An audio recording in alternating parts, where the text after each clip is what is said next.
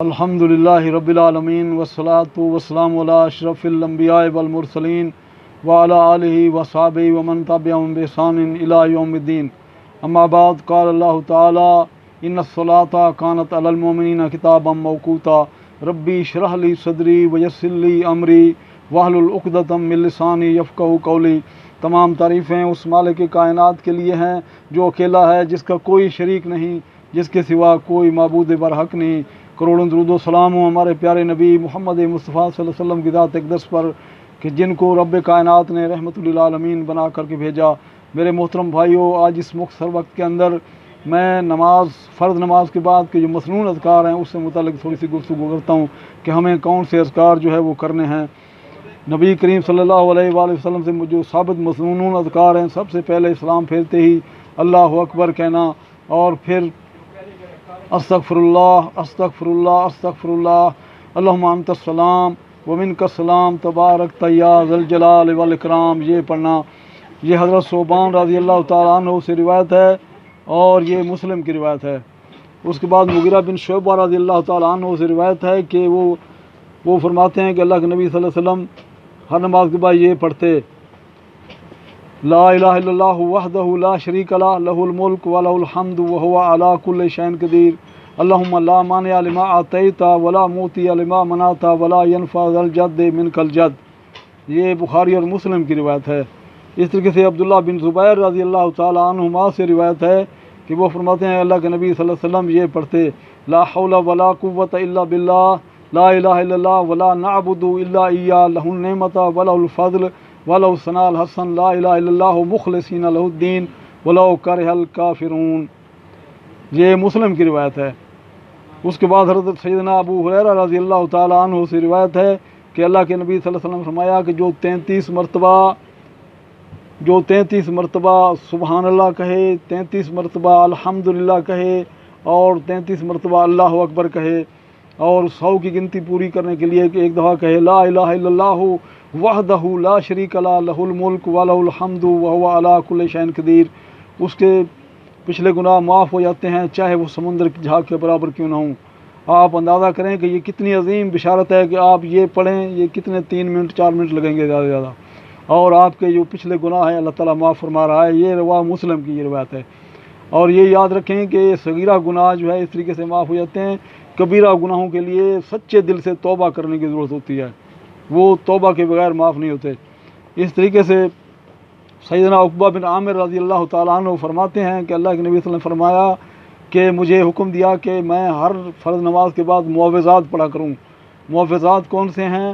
سورہ اخلاص، سورۃ فلق اور سورۃ ناس، یعنی قرآن عظیم کی جو آخری 3 صورتیں ہیں یہ ہر نماز کے بعد آپ نے پڑھنی ہیں، اور اس طریقے سے فجر کی نماز کے بعد اور مغرب کی نماز کے بعد ان کو 3 مرتبہ پڑھنا۔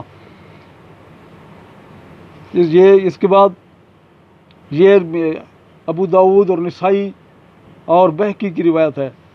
اس طریقے سے سیدنا ابو امامہ رضی اللہ تعالیٰ عنہ فرماتے ہیں کہ اللہ کے نبی صلی اللہ علیہ وسلم فرمایا کہ جو ہر فرض نماز کے بعد آیت الکرسی پڑھتا ہے وہ اس کو موت کے علاوہ کوئی چیز اس کو جنت میں جانے سے نہیں روک سکتی۔ آپ اندازہ کریں کہ یہ کتنی عظیم بشارت ہے۔ اور یہ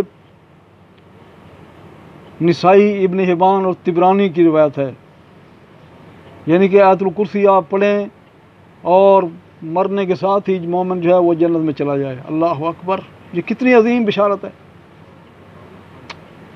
لیکن یہ یاد رکھیں کہ یہ جو شرک انسان کرتا ہے اس کے اللہ تعالیٰ اس کو معاف نہیں کرتا، بجائے وہ جب تک کہ سچی توبہ نہ کرے شرک سے۔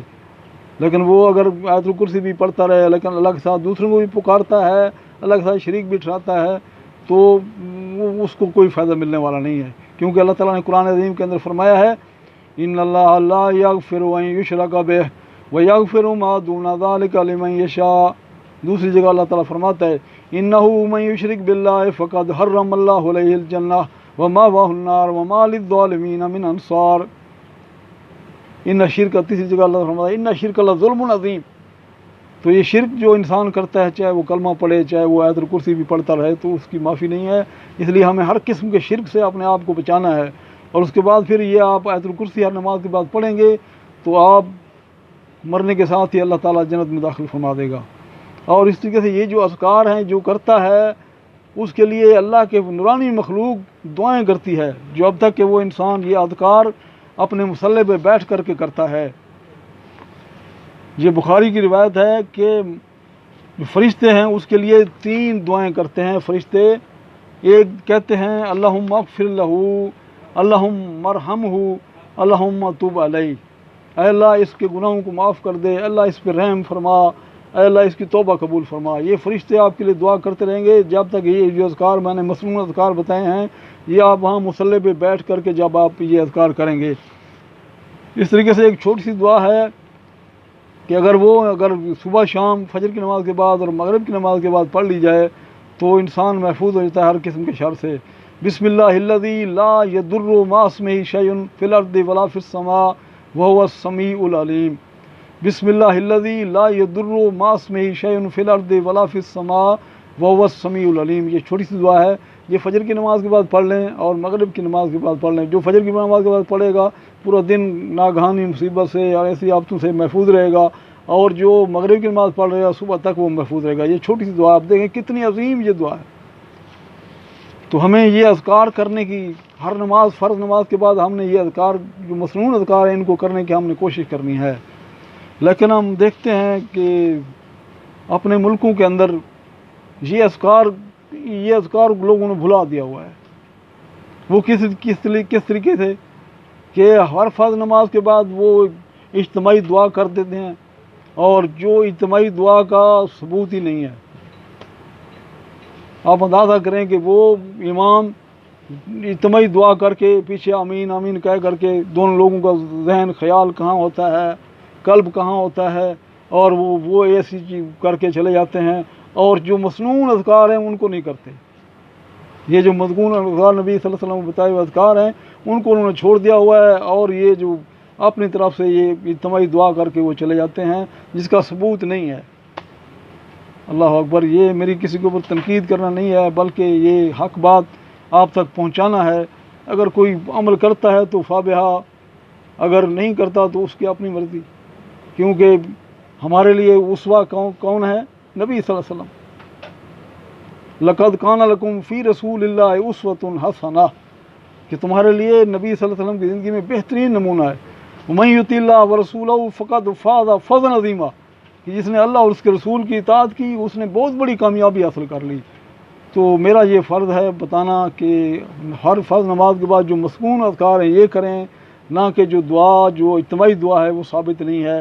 میں دعا کرنے سے منع نہیں کر رہا، آپ اجتماعی دعا کی میں بات کر رہا ہوں۔ ہر فرض نماز کے بعد آپ اپنے یہ اذکار کریں مصلی پہ بیٹھ کے، اس کے بعد آپ دعا کرتے ہیں تو کوئی مسئلہ نہیں ہے آپ، لیکن جو اجتماعی دعا ہے اس کا ثبوت نہیں ہے۔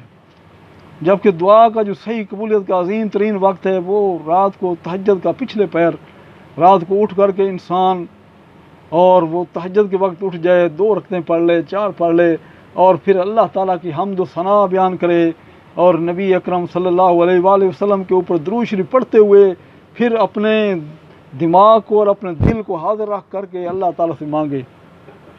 پھر یہ عظیم ترین قبولیت کا وقت ہے دعا کا۔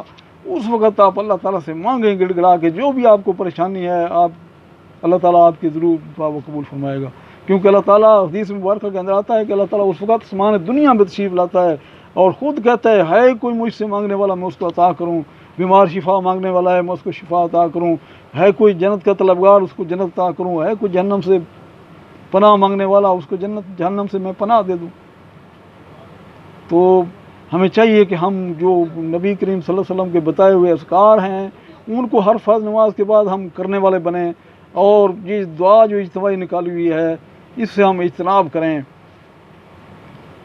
میں یہ آپ ریکویسٹ کروں گا جو نماز پڑھاتے ہیں ان کو یہ بتانا چاہیے کہ یہ مسنون اذکار یہ ہیں، وہ اپنے مقتدیوں کو بتائیں کہ یہ مسنون اذکار کریں، تاکہ اتنی بشارتیں ہیں جس کے اندر کہ آیت الکرسی پڑھی وہ مرنے کے ساتھ جنت میں چلا جائے گا، اور سمندر کی جھاگ کے برابر گناہ ہوں وہ اللہ تعالیٰ معاف فرما رہا ہے۔ کتنی عظیم بشارتیں۔ اللہ تعالیٰ سے دعا ہے کہ اللہ تعالیٰ مجھے اور آپ کو نبی اکرم صلی اللہ علیہ وآلہ وسلم کے اسوے کے اوپر چلنے والا بنا دے۔ اللہ تعالیٰ ہمیں دنیا اور آخرت کی ذلت و رسوائی سے بچائے۔ اللہ تعالیٰ ہمیں جنت فردوس عطا کر دے۔ اقول قولی ھذا استغفر اللہ لی ولکم ولسائر المسلمین فاستغفروہ انہ ھو الغفور الرحیم۔ السلام علیکم ورحمۃ اللہ وبرکاتہ، وآخر دعوانا ان الحمد للہ رب العالمین۔